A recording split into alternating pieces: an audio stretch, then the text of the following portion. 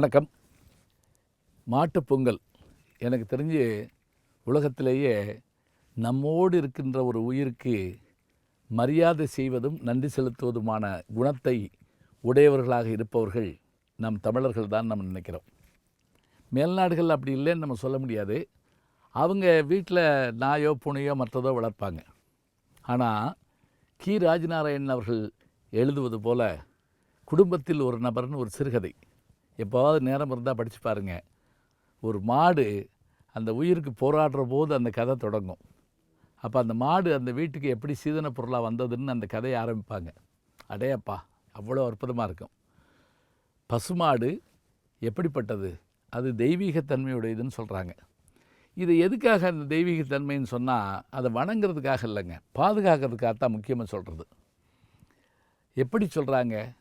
வளர்த்தவரே உன்னை மறந்து விட்டாலும் அடுத்தவரிடத்தில் கொடுத்து விட்டாலும் வளர்ந்த இடத்தை நீ மறக்காத செல்வம், வாய் மட்டும் இருந்தால் மொழி பேசும் தெய்வம், சத்தியம் நீயே, தர்மத்தாயே, குழந்தை வடிவே, தெய்வ மகளே.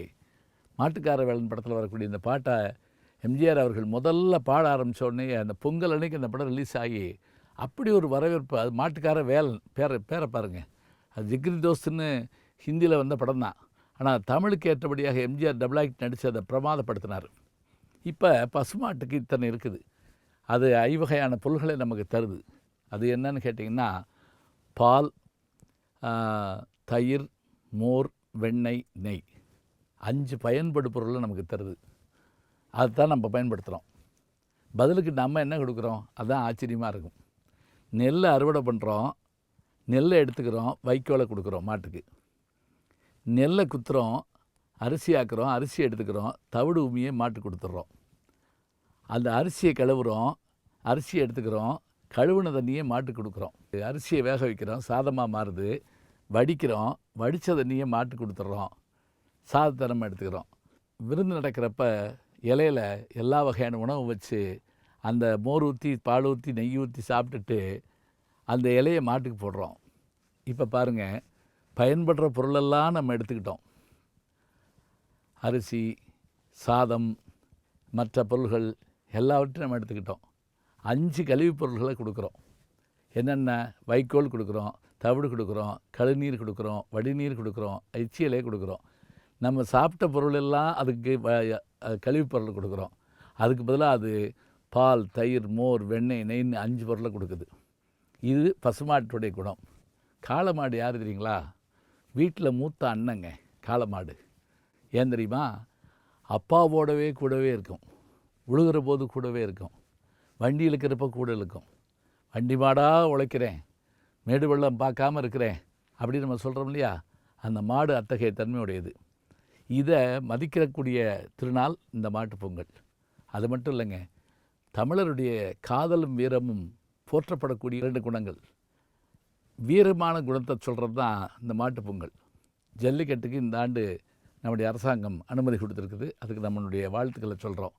ஜல்லிக்கட்டு பழைய ஒன்றுங்க, காலங்காலமாக இருந்த ஒன்று. இந்த ஜல்லிக்கட்டு என்கின்ற மாடு அணைதல், ஞாபகம் வச்சுங்க, மாடை கொள்ளுதலோ வேறு துன்புறுத்துதலோ இல்லை. எப்படி சொல்கிறோம் என்றால், வீரத்தை விரும்புவார்கள் ஆண்கள், அந்த வீரத்தை விரும்புகின்ற ஆண்களை விரும்புவார்கள் பெண்கள். ஒரு பெண்ணு சொல்கிறா, துள்ளி வருகின்ற அந்த காளையை அள்ளி எடுத்து கைகளிலே தாங்குகின்ற பெருமையுடைய வீரனைத்தான் நான் மணப்பேன். அந்த கொம்புகளுக்கு அஞ்சுகின்றவனை நான் மறுமையிலும் மணக்க மாட்டேன் என்று சொல்லுகிறார். கொல்லேற்று கோடஞ்சுவானை மறுமையும் புல்லாலை ஆயன் மகள். முல்லைப்பாட்டு, முல்லை நிலத்து பாடலாக கலித்தொகையில் வரக்கூடிய சங்க இலக்கிய பாடல். அது 2000 வருஷத்துக்கு முதல்ல.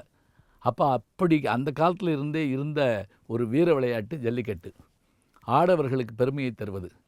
நீங்கள் மேல்நாட்டில் மாதிரி ஈட்டியை குண்டி மாட்டை குத்துறது இல்லைங்க. நம்மது மாடு ஆயுதத்தோடு இருக்குது, கொம்பு. மனிதன் வெறுங்கையோடு போகிறான். அப்படி இருந்து அதை தழுவி கொள்கிறான்.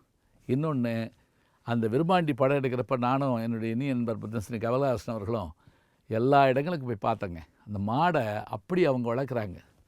அது 3 வயசு குழந்த அந்த ஜல்லிக்கட்டு மாடை கையில் பிடிச்சி கூட்டிகிட்டு போகுது.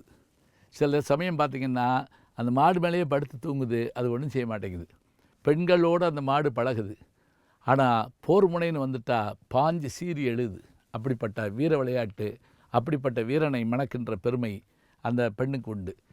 இளைஞர்கள் மனதில் அச்சமில்லாத தன்மையை, வீரத்தை உருவாக்க வேண்டுமென்றால் அதற்கு ஜல்லிக்கட்டு போன்ற விளையாடல்கள் வேண்டும். அந்த நாள் இந்த நாள் தான். மாட்டுப் பொங்கல் அப்போ பார்த்திங்கன்னா அலங்காநல்லூர்லேயும் அவனியாபுரத்துலேயும் மற்றும் இருக்கக்கூடிய தெற்கு பகுதியில் முழுவதுலேயும் மஞ்சு விரட்டுங்கிற பேர்லேயும் ஜல்லிக்கட்டுங்கிற பேர்லேயும் இந்த வீர விளையாட்டு நடக்கும்.